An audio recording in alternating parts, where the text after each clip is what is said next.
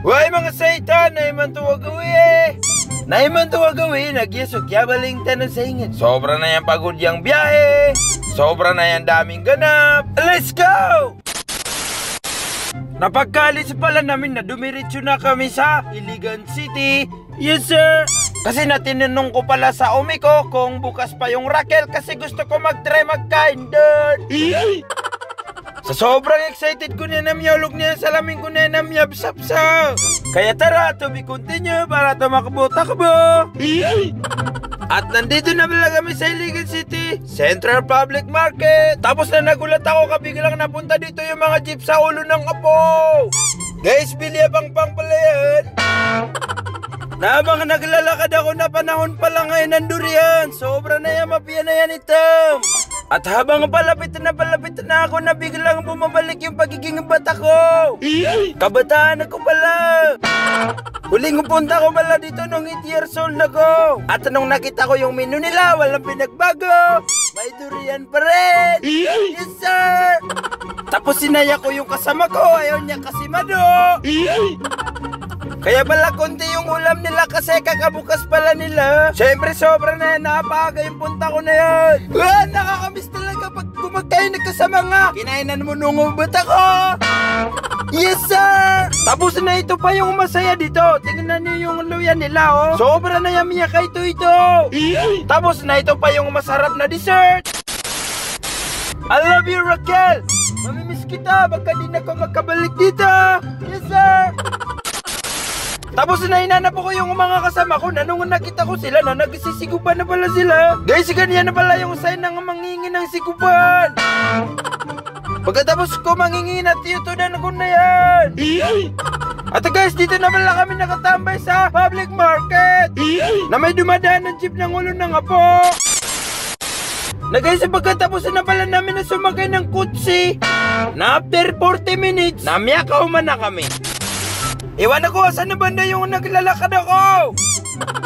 Ang nakikita ko lang dito na nababasa ko na may pakpak. Tapos na nakikurious ako, mayroon din kayang may pangalan na Amay Liig? Baka Amay Saitan, mayroon. Guys, kaya pala kami umuwi dahil kay grandma.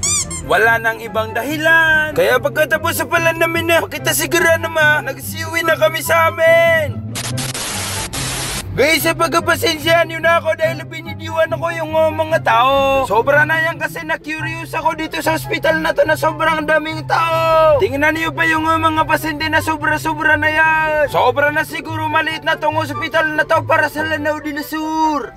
Tapos na sobra na yung dalawang kasama ko na yun na inibaga kanila ako. Tapos na nabigla ko na naman sila nakita na nagsisiguban na naman sila na iyan ko sinali. Naabangan ninanayaw pala namin yung kotse na nagbibideo-video ako dito ng mga motor. Sobra ko kasi na-miss yung Marawi City. Lalo na yung mga motor. Yes sir. Kaya yun, pagdating ng kotse na magsisiwian na kami. Baka gusto niyo sumama para makita niyo ingat ko. Yes sir. Kaya abanto na, let's go! Tapos ito na nga, makikita ko na yung ground zero ng Marawi. Noong last pala na umuwi ako na di ko nakita yung Marawi ka, nagtitibak-tibak sila dito. Sobra na yung kakami na yung mga walay. Tapos nabigla na yan ako mamasa dito. Yung buwan nila dito na 5 kilo isandaan. Guys, tingnan nyo, sobra na yung kay ito na yan, Yargo. Nakakatatan, di ba sumagitos? Kuyaw, matangon. Puto, puto na. Alale. Alale. Bili ko ng 200. 150. Putang ina. Kabarat mo gago. Ang dami niya no. Anak titing, napakalaki. Ayat na kudungan, nalangon udo buwan. Guys, ito na pala guys, miyakaw man na ako sa ingad ko. Komento niyo nga sa baba kung alam niyo kung saan na banda to. Guys, sumiyakaw man na kami ni Sulutan. Nawagan niyo pala kalimutan ni i-follow ang ating Facebook page at mag-subscribe sa ating YouTube channel. Lalo na mag-follow sa ating TikTok. Wow mga Satan!